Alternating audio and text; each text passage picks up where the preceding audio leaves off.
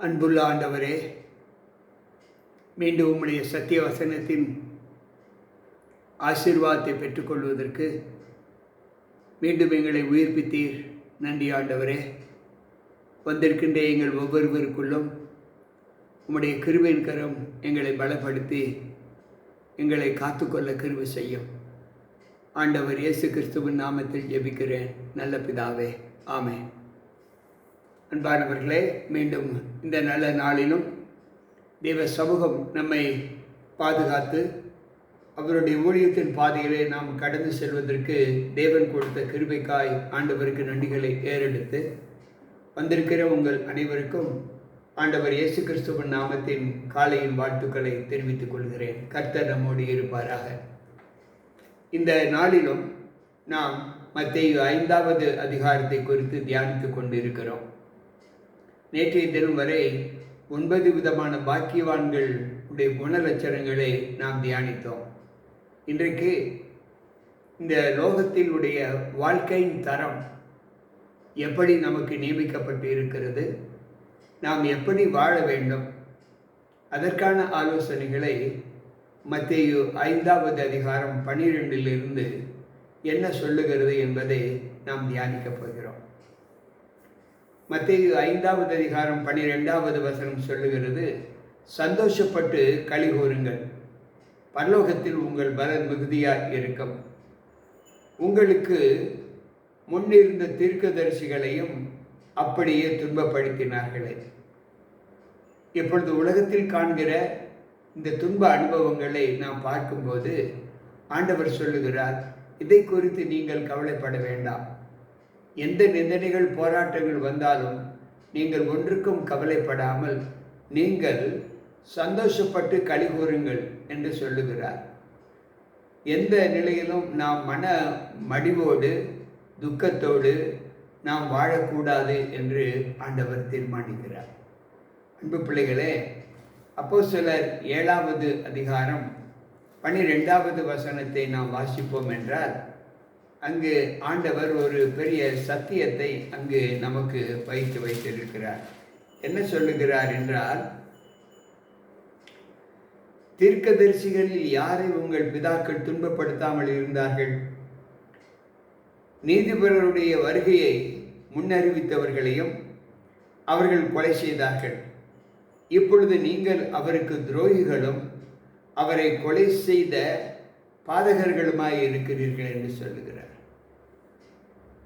நமக்கு முன் இருந்த தீர்க்கதரிசிகளை துன்பப்படுத்தாமல் இருந்தது யார்? எல்லோரையும் துன்பப்படுத்தினீர்கள். இப்பொழுது நீங்கள் அவர்களை கொலை செய்கிற அனுபவத்தோடு இருக்கிறீர்கள் என்று ஆண்டவர் சொல்லுகிறார். அன்பு பிள்ளைகளே, அந்த நிலை இன்னும் மாற்றப்படவில்லை என்று வேதம் நமக்கு கற்றுக் கொடுக்கிறது. 1 பேதுரு 4வது அதிகாரம் 13வது வசனம் சொல்லுகிறது, கிறிஸ்துவின் மகிமை வெளிப்படும் போது நீங்கள் கைகூர்ந்து மகிழும்படியாக அவருடைய பாடுகளுக்கு நீங்கள் உங்களை பங்காளிகளானதால் சந்தோஷப்படுங்கள் என்று சொல்லுகிறார். கிறிஸ்துவனுடைய மகிமை வெளிப்படும் போது நாம் களிகூர்ந்து மகிழும்படி, ஆண்டவர் வரும்போது அவர் நம்மை குறித்தும் நாம் அவரை குறித்தும் சந்தோஷப்படுவதற்கு காரணம் என்னவென்றால் இந்த அடிப்படை தத்துவங்கள் நாம் இப்பொழுது படுகிற துக்கம்தான் என்று வேதம் நமக்கு கற்றுக் கொடுக்கிறது. அன்பு பிள்ளைகளே, நீங்கள் பூமிக்கு உப்பாய் இருக்கிறீர்கள். உப்பானது சாரமற்று போனால் எதனால் சாரமாக்கப்படும்? வெளியே கொட்டப்படுவதற்கும் மனுஷரால் மிதிக்கப்படுவதற்குமே ஒழிய வேறு ஒன்றுக்கும் இல்லை என்று ஆண்டவர் சொல்லுகிறார். அன்பு பிள்ளைகளே, சற்று யோசிப்போம். நாம் உலகத்திற்கு உப்பு என்று ஆண்டவர் சொல்லுகிறார். லூக்கா நற்செய்தி நூல் 13வது அதிகாரத்திலே நாம் 54வது வசனத்தை வாசிப்போம் என்றால் அங்கு ஆண்டவர் சொல்லுகிற வார்த்தை, லூக்கா 13வது அதிகாரம் 34வது வசனம் இப்படி சொல்லுகிறது, எருசலேமே எருசலேமே, கோழி தன் குஞ்சுகளை கூட்டி சேர்க்கிறது போல நான் உன்னை சேர்த்துக் கொள்வதற்கு எத்தனை தரம் உன் பிள்ளைகளை கூட்டி சேர்வதற்கு பிரயாசப்பட்டேன், ஆனால் உங்களுக்கோ மனதில்லை என்று சொல்லுகிறார். எருசலேமே, எருசலேமே, தீர்க்கதரிசிகளை கொலை செய்த உன்னிடத்தில் அனுப்பப்பட்டவர்களை கல்லெறிகிறவளே என்று சொல்லுகிறார். ஏற்கனவே தீர்க்கதரிசிகளை கொலை செய்த பிள்ளைகளை நீங்கள் இன்னும் துக்கப்படுத்திக் கொண்டிருக்கிறீர்கள். நான் உங்கள் இடத்தில் எத்தனை முறை இவைகளை எல்லாம் மன்னித்து மறந்து உங்களை கூட்டி சேர்க்க வேண்டும் என்று நான் விரும்பினேன். ஆனால் உங்களுக்கோ அதில் கொஞ்சம் கூட விருப்பமில்லை என்று சொல்லுகிறார்.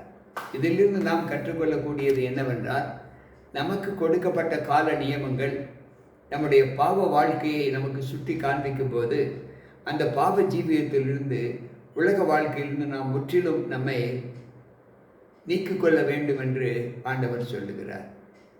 அடுத்து அவர் சொல்லுகிறார், முதலாவது நீங்கள் பூமிக்கு உப்பாய் இருக்கிறீர்கள் என்று சொல்லுகிறார். அடுத்து அவர் சொல்லுகிறார், நீங்கள் உலகத்திற்கு வெளிச்சமாய் இருக்கிறீர்கள், மலையின் மேல் இருக்கிற பட்டணம் மறைந்திருக்க மாட்டாது என்று சொல்லுகிறார். அன்பு பிள்ளைகளே, நாம் உலகத்திற்கு வெளிச்சமாய் இருக்கிறோம் என்று சொல்லுகிறார். யோவான் நற்செய்தி நூல் 8வது அதிகாரம் 12வது வசனம் இப்படி சொல்லுகிறது. அவர் சொல்லுகிற, மறுபடியும் இயேசு ஜனங்களை நோக்கி, நான் உலகத்திற்கு ஒளியாய் இருக்கிறது போல என்னை பின்பற்றுகிறவன் இருளிலே நடவாமல் ஜீவ ஒளியிலே நடப்பான் என்று சொல்லுகிறார். அன்பு பிள்ளைகளே, நான் எப்படி ஒளியில் நடக்கிறேனோ அதை போல என்னை பின்பற்றுகிறவனும் இருளில் நடவாமல் ஒளியிலே நடப்பான் என்று ஆண்டவர் சொல்லுகிறார். ஏசாயா தீர்க்கதரிசியின் புஸ்தகம் 60 அதிகாரம் முதல் 3 வசனங்களை வாசிப்போம் என்றால், எழும்பி பிரகாசி, உன் ஒளி வந்தது, கர்த்தருடைய மகிமை உன்மேல் உதித்தது. இதோ இருள் பூமியையும் காரிருள் ஜனங்களையும் மூடும், ஆனாலும் உன்மேல் கர்த்தர் உதிப்பார், அவருடைய மகிமை உன்மேல் காணப்படும். உன் வெளிச்சத்தினிடத்திற்கு ஜாதிகளும் உதிக்கிற உன் ஒளியினிடத்திற்கு ராஜாக்களும் நடந்து வருவார்கள் என்று ஆண்டவர் சொல்லுகிறார். அன்பு பிள்ளைகளை, எழும்பி பிரகாசி. நீ எவ்வளவு இருளில் இருந்தாலும் ஒளி உன்னிடத்தில் வந்து சேரும். ஒளியாகிய ஆண்டவர் உன்னை வெளிச்சத்தின் பாதையிலே நடத்துவார் என்று ஆண்டவர் சொல்லுகிறார். எனவே தான் நீங்கள் உலகத்திற்கு வெளிச்சமாய் இருக்கிறீர்கள் என்று சொல்லுகிறார். அடுத்து அவர் சொல்லுகிறார், விளக்கை கொளுத்தி மரக்காலால் மூடி வைக்காமல் விளக்கு தண்டின் மேல் வைப்பார்கள், அப்பொழுது அது வீட்டில் உள்ள யாவருக்கும் வெளிச்சத்தை கொடுக்கும் என்று சொல்லுகிறார். நாம் இன்றைக்கு விளக்கை ஏற்றுகிறோம் என்றால் விளக்கு உயரமான இடத்தில் இருக்க வேண்டும் என்று நாம் எல்லோரும் அறிவோம். ஆனால் இந்த விளக்கிற்கு வெளிச்சத்தை கொடுக்கக்கூடிய குணத்தை ஆண்டவர் உங்கள் கையில் கொடுத்திருக்கிறேன் என்று சொல்லுகிறார். எனவே நீங்கள் உங்களில் உள்ள விளக்கை கொளுத்தி அதை எல்லோரும் பார்க்கும்படி நீங்கள் உயர வைக்க வேண்டும் என்று சொல்லுகிறார். இதை லூக்கா 8:16 சொல்லுகிறது, ஒருவனும் விளக்கை கொளுத்தி அதை ஒரு பாத்திரத்தினாலே மூடவும் மாட்டான், கட்டிலின் கீழே வைக்கவும் மாட்டான். உள்ளே பிரவேசிக்கிறவர்கள் அந்த வெளிச்சத்தை காணும்படிக்கு அதை விளக்கத்தண்டின் மேல் வைப்பான் என்று சொல்லுகிறார். இதிலிருந்து ஆண்டவர் சொல்லுகிற வார்த்தை என்னவென்றால், நமக்குள் இருக்கும் வெளிச்சத்தை நாம் மறைத்து கொள்ளாமல், நமக்குள் இருக்கும் இந்த குணங்களை நாம் மறைத்து கொள்ளாமல், அந்த குணங்களை நாம் வெளிப்படுத்தி நமக்குள் இருக்கும் வெளிச்சத்தை நாம் மற்ற மக்களுக்கு காண்பிக்க வேண்டும் என்று ஆண்டவர் சொல்லுகிறார். அன்பு பிள்ளைகளே, சற்று யோசிப்போம்.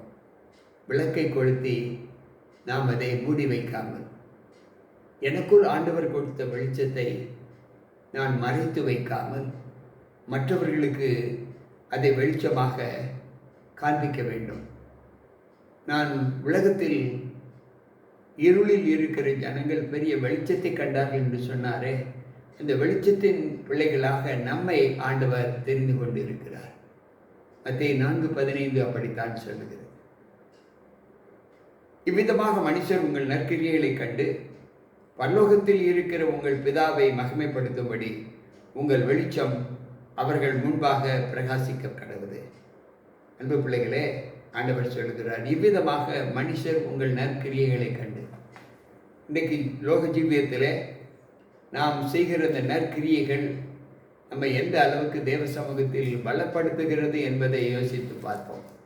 ஒவ்வொரு நாளும் அவருக்குள் வாழ்கிற வாழ்க்கை நாம் எவ்வளவு சாட்சியாக வாழ வேண்டும் என்பதை ஆண்டவர் நமக்கு கற்றுக் கொடுக்கிறார்.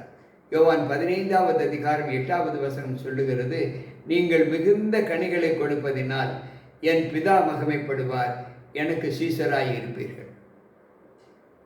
நாம் எவ்வளவுக்கு எவ்வளவு நமக்குள் இருக்கும் வெளிச்சத்தை மற்றவர்களுடைய இருளை போக்குவதற்கு பயன்படுத்துகிறோமோ அவ்வளவுக்கு அவ்வளவு நாம் அதிகமான சீஷத்துவத்தை பெற்றுக்கொள்வோம் என்று ஆண்டவர் சொல்லுகிறார்.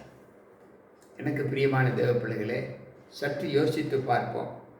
ஒவ்வொரு நாள் அனுகூலங்களிலும் நாம் ஆண்டவரோடு இசைந்திருக்கிற அந்த அனுபவத்தை எப்படியெல்லாம் நாம் பெற்றுக்கொள்கிறோம் என்பதை யோசிப்போம். 1 பேதுருவின் புஸ்தகம் 2வது அதிகாரம் 12வது வசனத்தை வாசிப்போம் என்றால் அங்கு ஆண்டவர் சொல்லுகிற சத்தியம் என்ன?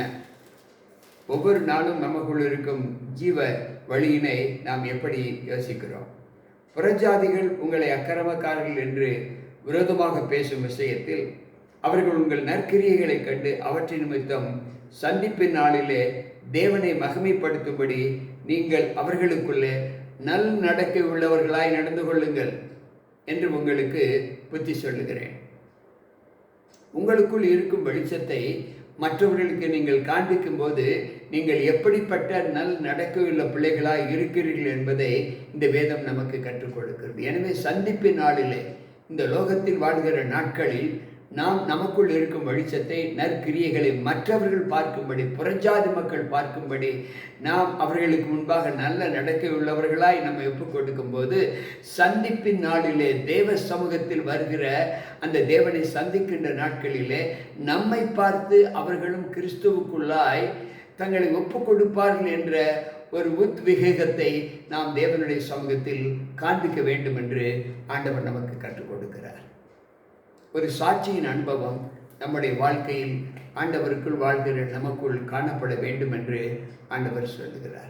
எனக்கு பிரியமான தேவ பிள்ளைகளே, ஆண்டவர் சொல்லுகிற வசனம், நியாயப்பிரமாணத்தை ஆனாலும் தீர்க்க தரிசனங்களை ஆனாலும் அழிக்கிறதற்கு வந்தேன் என்று எண்ணிக்கொள்ளாதேயுங்கள், அழிக்கிறதற்கு அல்ல, அதை நிறைவேற்றுவதற்கே வந்தேன்.